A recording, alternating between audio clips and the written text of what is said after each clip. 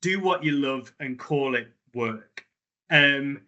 Because for all the things we talked about, there's going to be highs and lows. And it's kind of like, if you're going to stick at it, it really needs to be something that you love, and don't compromise on that. And if you don't know, do some different things. The world of work has changed. Go get if you're young, go get a few different jobs. Go see what you like. But for me, I realized that I love people, I love travel, and I actually like making a difference.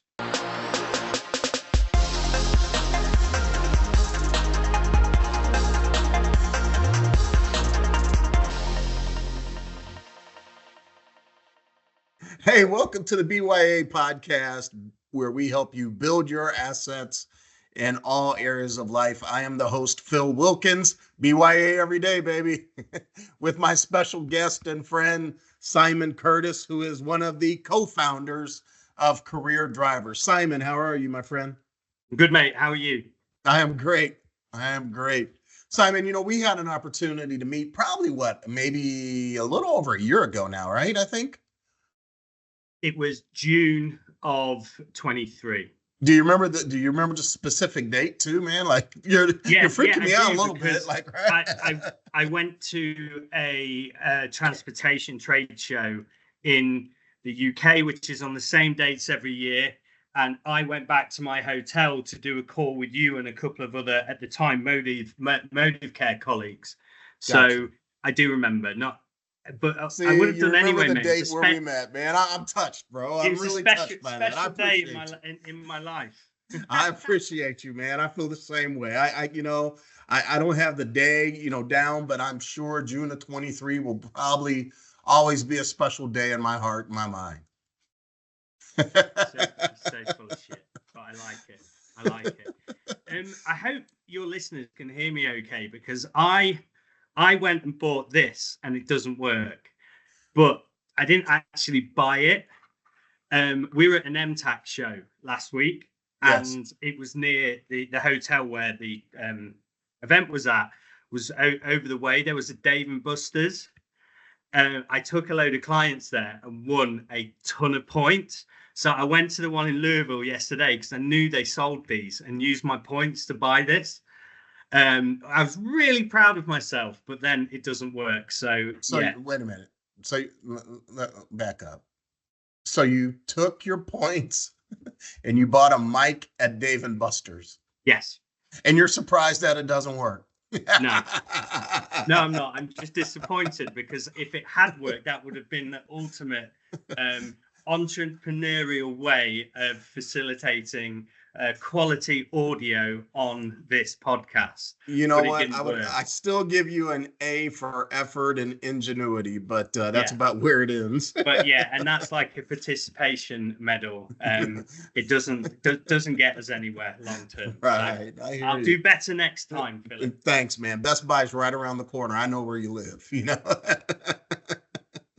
So Simon, let's get it out of the way, man. Let's talk a little bit about where you're from and tell us a little bit about your journey. Because I don't know if I know your full story. Like, I know, you're a Brit and all that fun stuff, but I didn't really get your full story and your full journey and how you came to, find Career Driver and all that fun stuff. Yeah, it'll be a good story. I think it's a relatively normal journey for an entrepreneur to go from those kind of initial ideas and the raw passion that you have in your 20s to then how things progress in my 30s, and then I'm just in my 40s now, but actually things have changed again. So I think that would be great. I am a Brit. This isn't a Midwest accent, just to be clear. I heard those accents in Ohio, man. I'm just saying. Yeah, I tell you what though, everyone in this part of the world, so like I call this like the East Midwest belt, which is kind of like Chicago all the way down past Indianapolis, Louisville, Nashville, you guys in Atlanta all the way down. They all think I'm Australian. It's really painful, because Aussies and Brits have such a big rivalry. It is probably, I don't care. deep down, but there's some people that would be so annoyed by that, and the Aussies would be way more and triggered than us Brits are. You know, us guys in Ohio and Kentucky that are from that area, we're not big on geography anyway. So if you're from somewhere else, you might as well be from Australia. Hell, we don't care. It's so true. I mean, it blows my mind, or it did blow my mind, that only 20% of Americans have passports. But actually, the more I thought about it, it doesn't blow my mind at all, because in the UK and actually a lot of Europe, if you want guaranteed snow or guaranteed sun, you have to leave the country. You're just not getting that. You're just not. So we as Brits naturally expand overseas into Europe to go on holiday to get that. But you don't need to do that in the US. Actually, based on time of year, most states get that guaranteed sun and great temperatures, which you just don't get. Or you can leave to a state nearby. Right. So geography has such a big part to play. It's so easy to go, oh, Americans, they're so ignorant. There's only 20% of them got passports, yet they have such a lot to say on the world stage. That's fair enough, but actually for your average, Simon or Phil, you don't actually need to leave the state, never mind the country. So I'm not going to bash you all for not knowing geography very well, because we appreciate that, but we should do better, and we will, moving forward. So Simon, talk us through a little bit about your journey and your upbringing and all that fun stuff, and how this all came to pass with Career Driver and what you're doing today. Okay. So I had a very sort of lower middle class upbringing in the UK. Both my parents were teachers. Their parents were nurses, and that kind of level. So I grew up in a small town just outside of Nottingham in the Midlands of the UK. So people know Nottingham because of Robin Hood, So and literally I was born not far away from Sherwood Forest, believe it or not. But I actually grew up in a small town outside of Nottingham called Grantham. Grantham is famous because everybody drives through it on the interstate and the train. But Margaret Thatcher, who was the first female prime minister, actually was born in Grantham, as was Isaac Newton, and Isaac Newton obviously was a pretty important physicist, even to this day. And believe it or not, my school, so he went to school in the 16th century, and my school was there. So literally pre-America having its modern history, which blows my mind if you think about it like that. But I grew up in a kind of a small rural town, and played a lot of sport. Went to a good school for sport. I did okay so we have A levels that you get. I think it's SATs over here. I did okay in them, but I actually decided to not go straight to university. I had a year out because I just didn't know what I wanted to do. And kind of relevant to recruiting, which we'll come on to talk about, the advice that we were given back then, especially the school I went to, was very vocational, become a doctor, a dentist, right, a lawyer. And actually, none of them really fitted my learning type, my skill set. And nobody said, be an entrepreneur. But my parents did me a solid and said, why don't we you didn't get the results you wanted. Why don't we take a year out, go and work for a year? It's the best thing I ever did, because I realized that I was not built for education. I was built for work. I love working hard. I love learning new things. And I randomly got a job because I had an A level in chemistry. I got a job in a chemistry lab in a R&D bolt on to a business that was an American-owned business. Oh wow! And I ended up doing experiments, and I could literally talk to you for an hour on this, but essentially they put gaskets into electrical properties to conduct the EMF. Every electrical entity emits EMF. You know, that's the thing that everyone's scared about, having an EMP attack, which is basically so weaponry has to be immune to that. And the way you do that is you put gaskets that have a conductive metal in it. So it's metal and silicon together. And I got to mess around with that to try and develop a formula so we could stop using a supply. It took me to Sweden. I went on a cricket tour, and I ended up going, right, what am I going to do? I love sport, so I went and studied sport at university, believe it. So I did sports science, knowing that I could then get into management and that side of things if that's what I wanted. But I was 19, I hadn't got a clue what I wanted to do. I went to university, I really enjoyed it. I did some geography modules, which helped me without realizing it, I ended up learning a lot about marketing alongside all the voluntary work that I did. So I was captain of the cricket club, I was president of the rugby club, I volunteered on a couple of exec committees to help with student sport.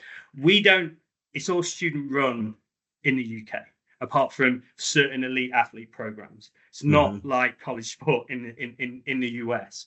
So if you imagine like a watered down version of what you guys have, I ended up getting a job running all participation sport at university, but my budgets were terrible.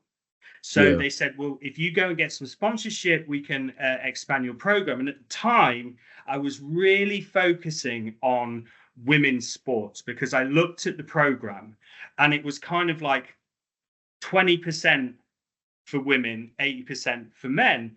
And we had some kind of legacy staff that didn't seem like dance or cheerleading to be a sport. And so there's no gender stereotypes here, mate. It was literally there was just a lack of opportunity for women to participate in sports that traditionally at school they did. So I was really working on that. So I ended up getting a load of sponsorship from a nightclub who said, everyone plays sport on a Wednesday in the UK.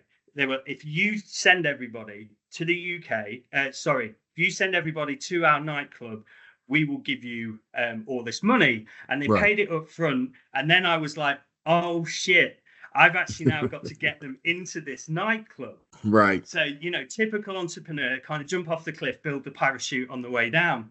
And I realized that I was actually really good at getting a large number of people to do stuff. So I kind of, out of absolute necessity, taught myself how to be a promoter of a nightclub. And after a couple of years, whilst I loved sport, I found that the money that I could make from nightclub promoting was way, way more. So I actually flipped it on its head and I went and started my own business running club nights, but I picked up that sponsorship so I could still support the university that I went to and the programs that I'd started. So that's how I got into marketing. So that is early years. So you got into marketing, promoting women's sports. And then I'm sure that was a good motivator for you too. I mean, in college, like, hey, I was wondering whether you would pick up on that or not, and you have. So I'm not the sharpest knife in the drawer, but I'm in the drawer still, just the same, right? Like, I hear you. I think the bottom line is that my whole career path was determined on a decision to set up a cheerleading squad at my first job out of uni. What was you were what was it, Title IX, I think, Title IX, Title 19, like it's the equality issue in regards to men and women's sports, and you were just ahead of your time, Simon. That was all, man. But jokes aside, mate, it's obviously an easy target of a joke, but this was a long time ago. I'm 42 now. I'm talking nearly 25 years ago.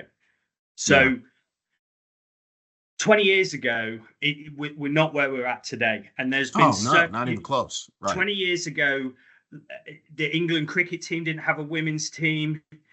There was none of the soccer structure and setup. And why I get so passionate is, I have two daughters. Okay.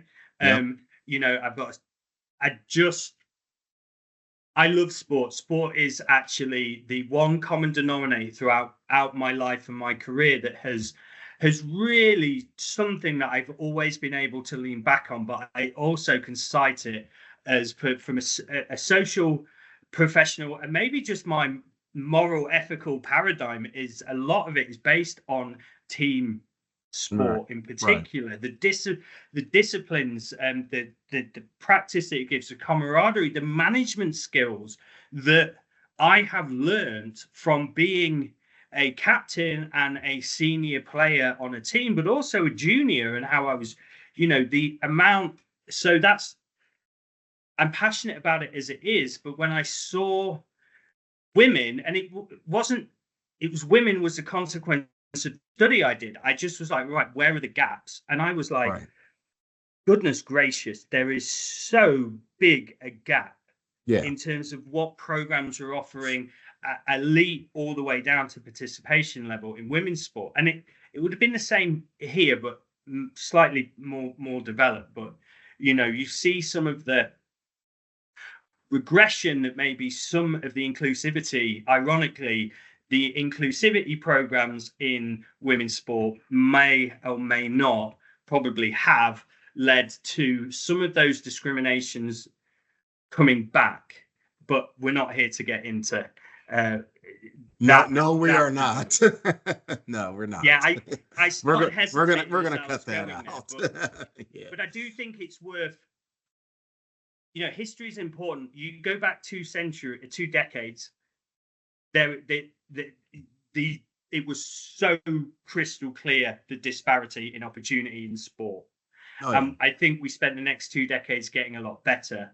No, and I agree with you. I think sports, is one thing where I played football, and you can bring 100 guys together from 100 different walks of life, different areas, and at that time on that field, nothing on the outside matters. You're just playing for each other and out there having fun and having a ball. And, I'm looking I'm at happy creed to see or color or name. Yeah. None of that matters. And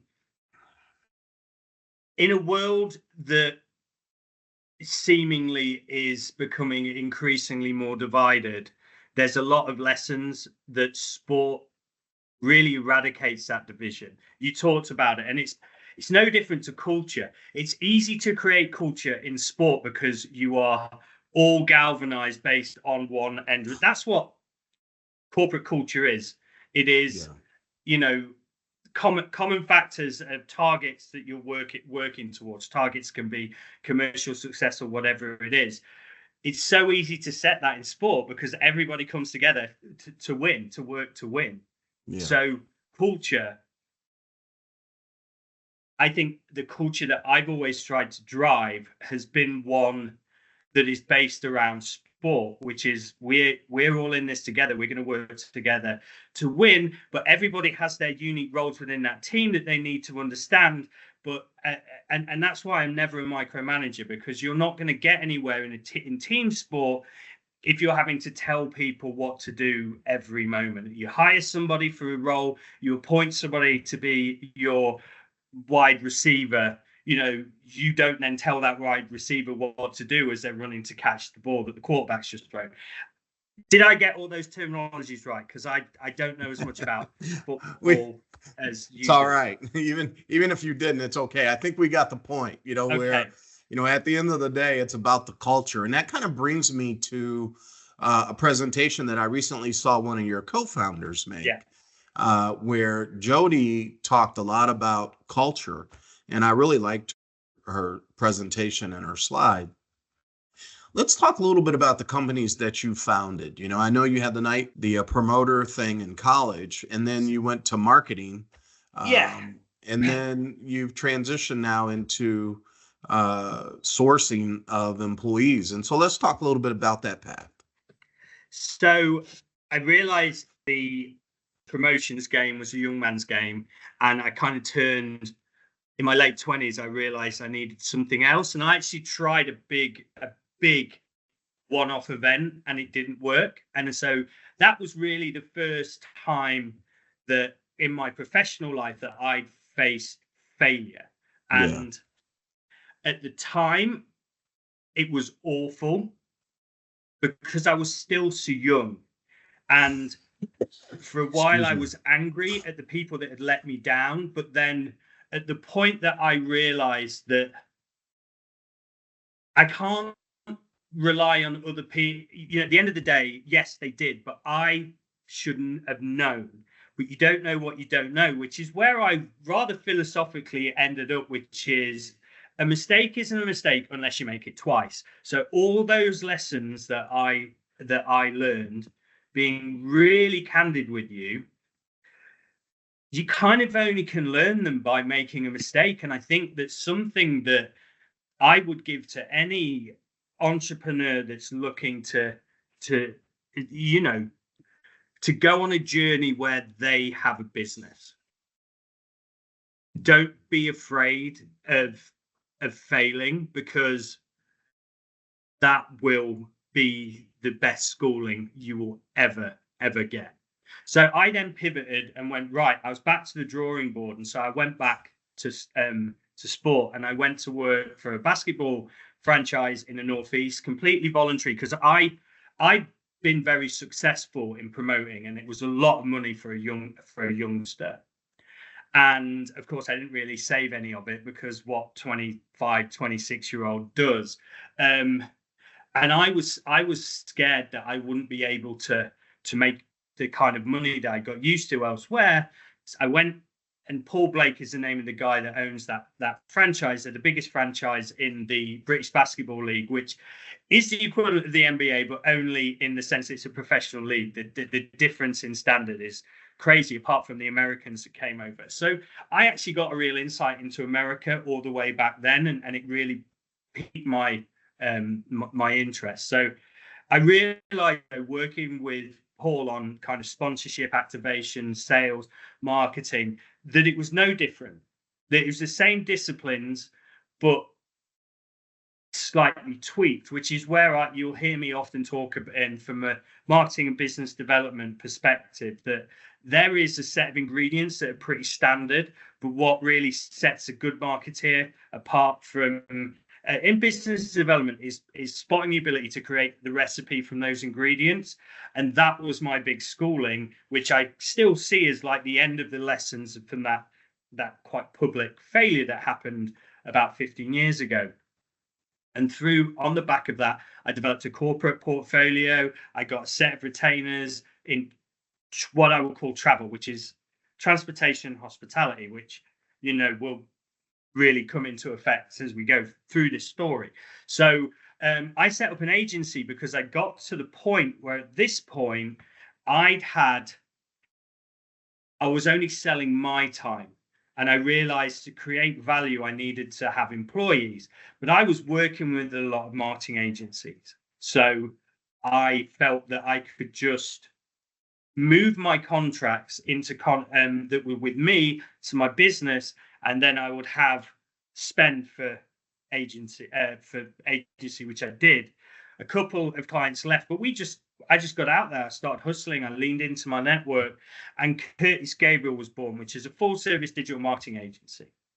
We started off locally. I then won a national contract with a hotel provider based in the US that just won they're a management company. So they had Hiltons and IHGs and Marriott's on their portfolio. So that allowed me to expand beyond my local area. And then the next step, the UK is tiny, okay? We only have 80 million people in it. Now it's very densely populated because, we're only twice the size of Kentucky. That's how small we are. But I needed to expand. If I want to stay in those verticals and keep growing, I had to go abroad, which is why I came here. So I came here as Curtis Gabriel. We built a portfolio in NEMT, in taxi and chauffeur. leveraging vendor relationships in the UK over here, and I came over in 2017. So I've been in the US now for next year will be 8 years. So Okay. I'm well established here. Then the pandemic hit.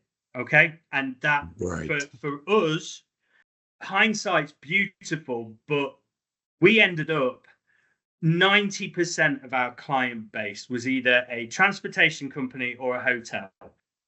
In a lockdown, you ain't using either of them. Right. Certainly not in the luxury space. And the NENT side of things still kept moving, but that was in the 10%, not the 100%. So what did that give us? That was an error because it was forced on us, but it was another period of pivot learning. Adversity to deliver learning and growth.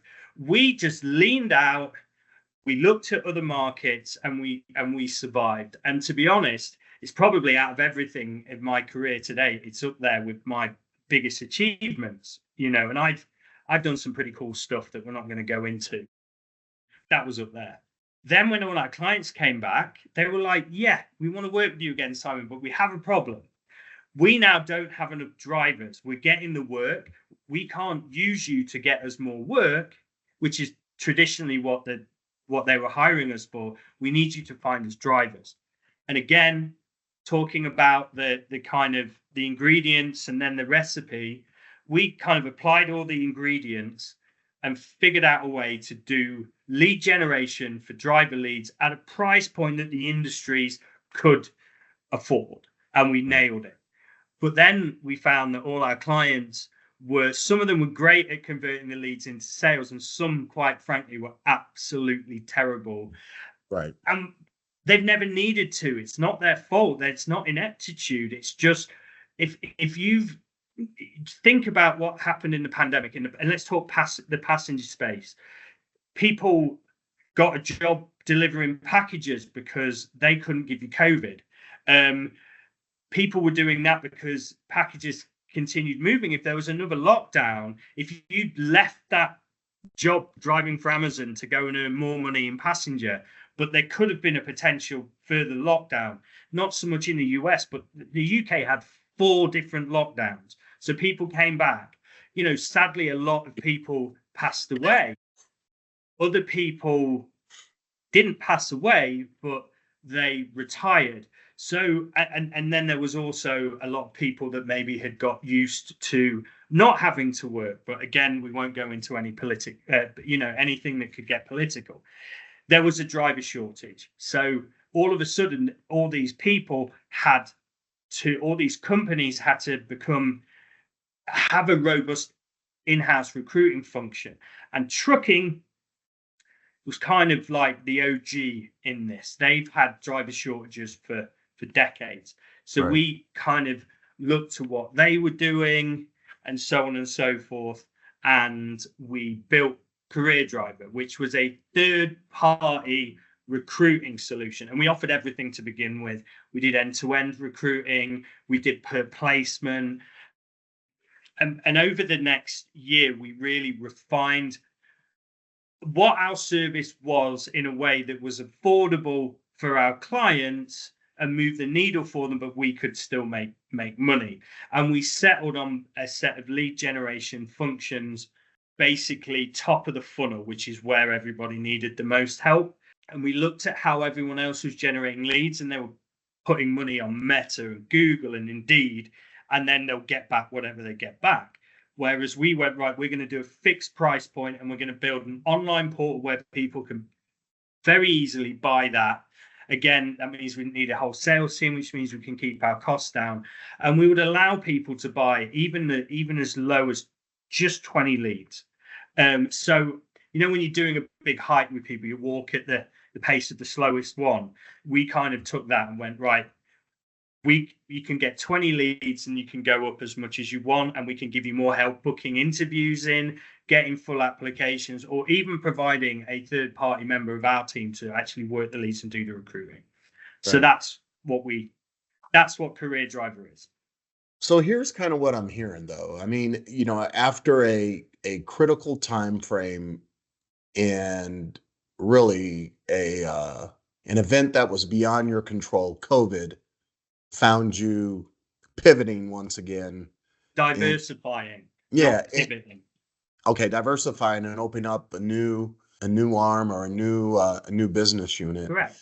And I think that's important for those like aspiring entrepreneurs or even entrepreneurs, that sometimes you're going to face adversity, and what might look like, a really tough time period ahead may actually be an opportunity. It may turn into an opportunity, right? So now, you mentioned something though that I want to hit to, because you talked about like 7 ingredients. And I think, if you could kind of drop those or share those, I think that would be good for our audience, just to kind of say, what are these 7 ingredients that we need to have, in marketing? And I'll answer that, but just to go back to another point, because I think your listeners, there is a clip Joe Rogan has where he talks about whenever any employees, colleagues, friends, family face adversity and they tell him, or he faces it himself, he says, good. And I am no Joe Rogan, so I'm not even going to try and emulate it. But I'm telling you, mate, that articulates what I'm saying in a better way. And don't just look.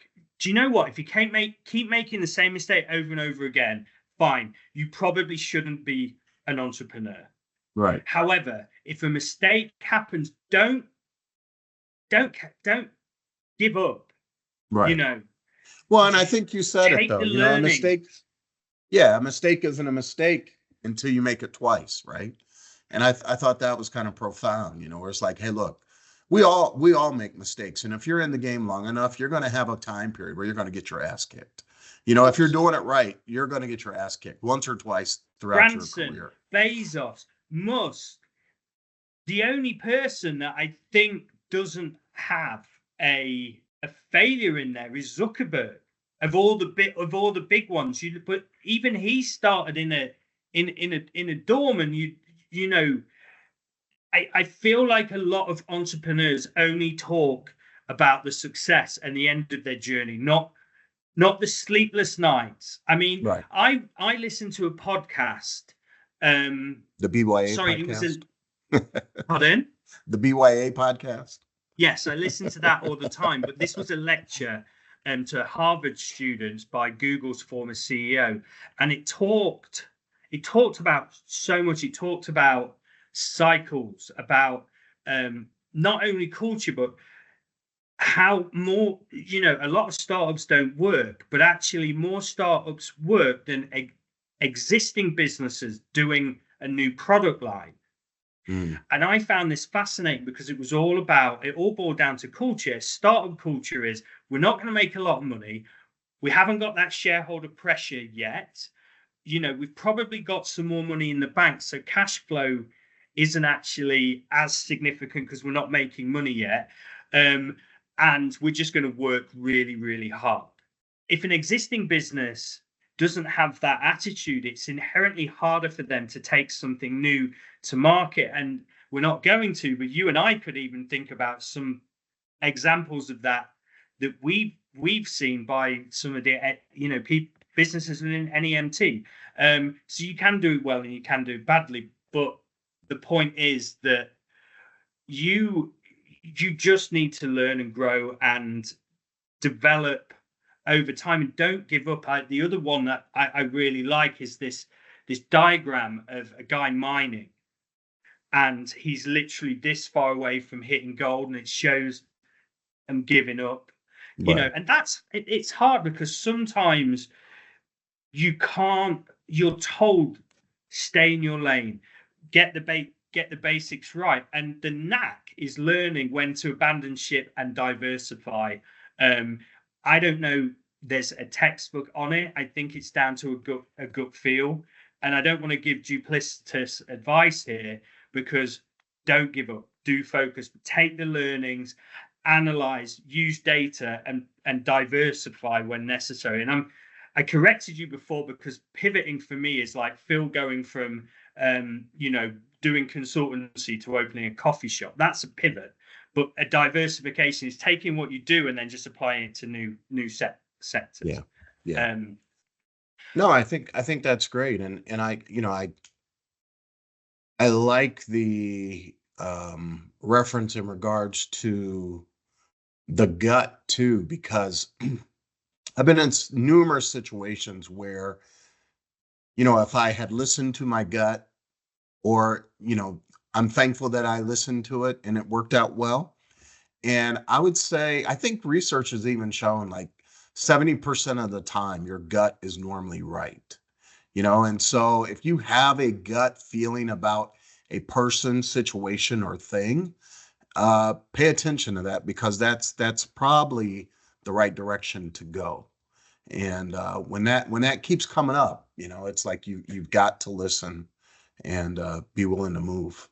But also accept that your gut, being able to read your gut, is one thing that absolutely the only way you get better at that is more miles under your belt.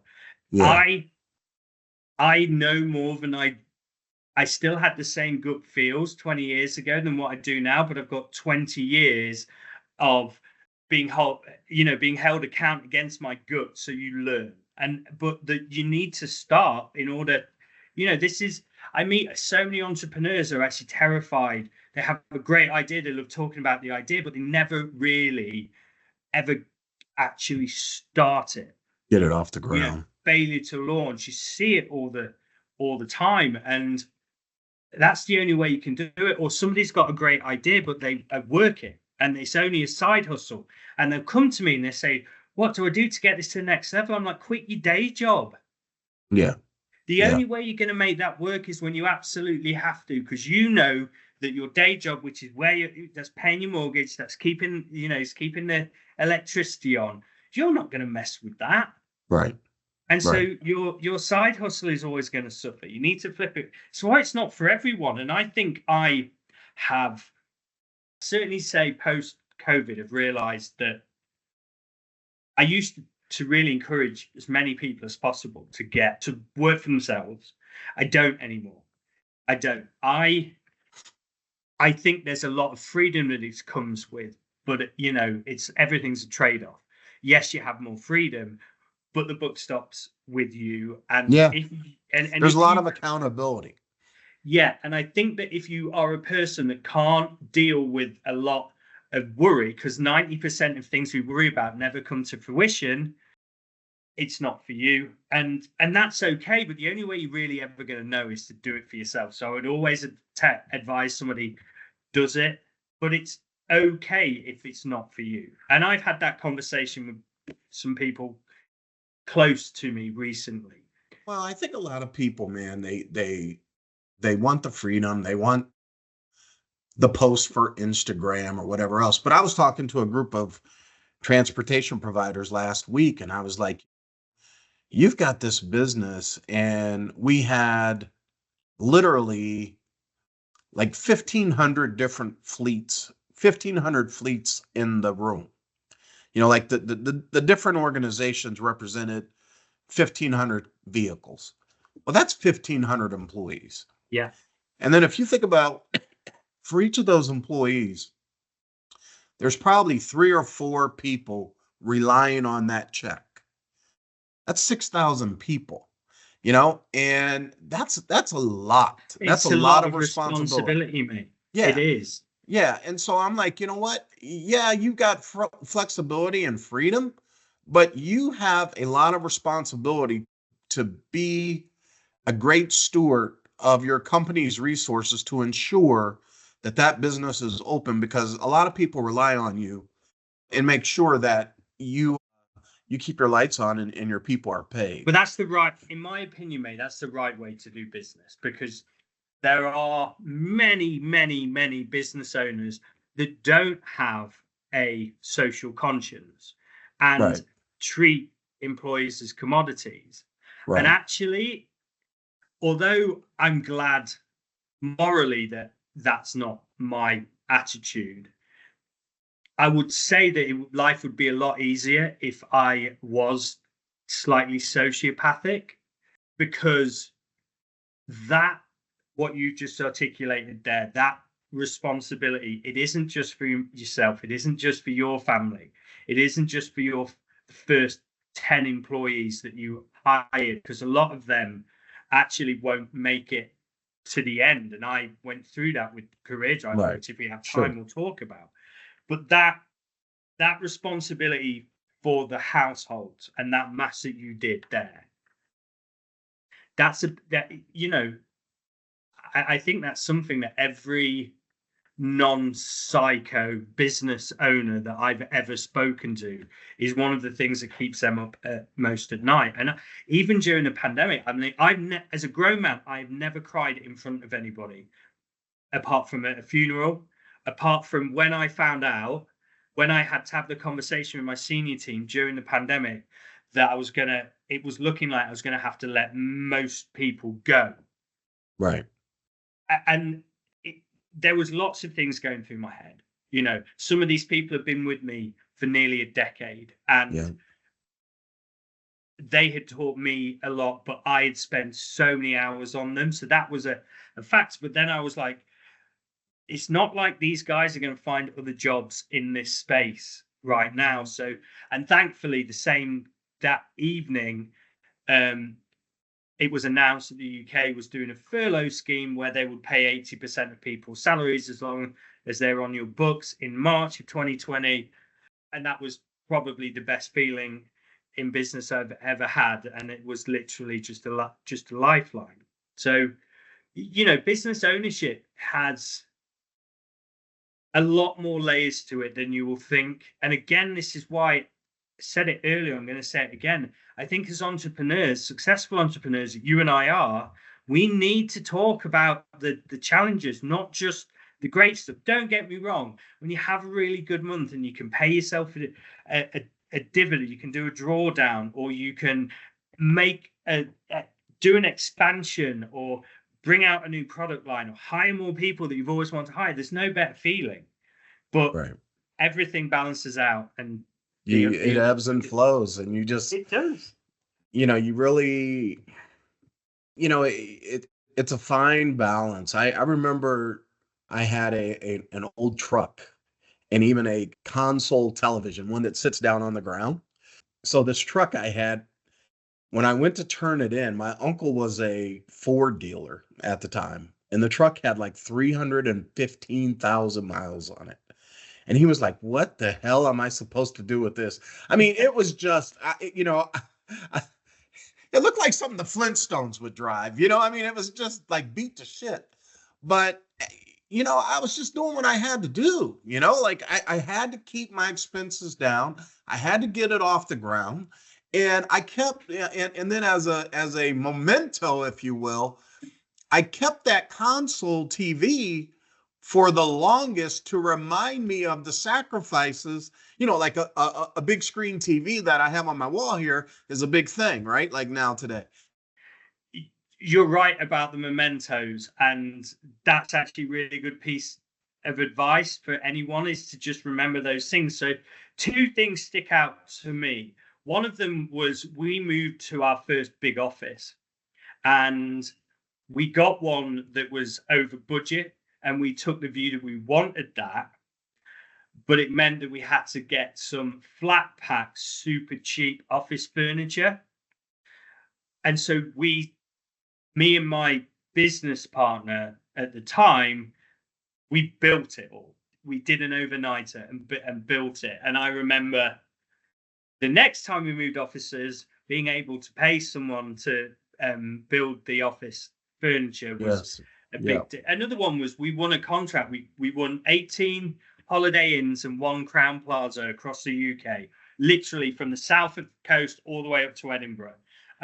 Me and one of our staff who was with us at the beginning, we worked solid for 2.5 days. We didn't sleep, and we onboarded it, and there's loads of things like that. I mean, I always like seeing the photo of Bezos when he came up with the idea for Amazon, and he literally just scribbled on a bit of paper and stuck it behind him, and it was just him with an old school Mac, and that was Amazon. Now look at it. Right. Those things are I think are really important because Bezos is the absolute exception, not the norm. So we shouldn't also hold ourselves that we're failures just because we haven't done what Bezos has done, because that doesn't happen very often, Right. So right. But it is to show what's possible. Absolutely. And that's the real cool thing. So Simon, as we're winding down here, what's your one piece of advice that you could give an entrepreneur in today's environment that I think has really helped you and shaped you to be the person that you are today? I mean, one piece, I think, do you know what I would say? And I didn't necessarily do this by intentional design, but it's do what you love and call it work. Because for all the things we talked about, there's going to be highs and lows. And it's kind of like, if you're going to stick at it, it really needs to be something that you love, and don't compromise on that. And if you don't know, do some different things. The world of work has changed. Go if you're young, go get a few different jobs. Go see what you like. But for me, I realized that I love people, I love travel, and I actually like making a difference. And that's why I ended up doing what I do. I have an international business that basically is all around helping people improve their business. And it is a people first industry, travel. It is. And so I get to meet loads of cool people all over the planet. We talk all the time. 2 years ago, we didn't even know each other. And we've become good friends outside of work. That's something that only came about because it's a people business and we spent the time to get to know each other. And you know what? It's cheesy, but I do believe it's true. It's like you'll never feel like you're working another day in your life if you're doing something you love. And I do believe that anyone can do that. So it's not just for an entrepreneur. It's also just for people that are working hard and earning a good living. There's things like my parents are super smart and my sister, all smarter than me, will certainly have a different form of intellect. They could have done so much more with their lives in terms of financial enrichment. But actually, those three, they all teach, and they found their enrichment, and what they love was shaping the lives of the younger generation. So I'm not always just talking about happiness coming from the money you make, because quite frankly, every time I've earned more money, I've just spent it. You always end up, you make more money, you find ways to spend more money. I'd actually say that other parts of your job, and as an entrepreneur, one of the things that you're doing is you're saying, right, I'm going to craft my own path and be the master of my own destiny, or mistress of my own destiny. We're going to wrap this up, and that is do what you love and call it work. That was brilliant, and I really appreciate that. Throw a little money in the plate at church. Right. And I actually think that's part of my paradigm. I will always try and offer pro bono work where I can. We'll always support charity at any one time. And I think all those things, that's what you need. That's really the purpose of the BYA podcast, if you will. Yes, it's called Build Your Assets, but really, ultimately, the goal is to build assets in all areas of your life that matter, right? Faith, family, fun, fitness, finances, all of it, right? And so if we can do a great job and have as balanced approach as we possibly can, I think our experience and our impact in this world is going to be better for it. And so Agreed. With that, Simon, I want to thank you, man. I really appreciate you and appreciate the work that you and Jody with Career Drivers are doing and do for the industry as a whole. And just I appreciate you for your friendship and look forward to seeing you the next time. Thank you very much. Good stuff. Thanks for having me, Phil. I really, it was nice to tell my story. I have so much more that I could share. I'm pretty amazed that we got this into an hour, especially with the amount I talk. So, no, that's great.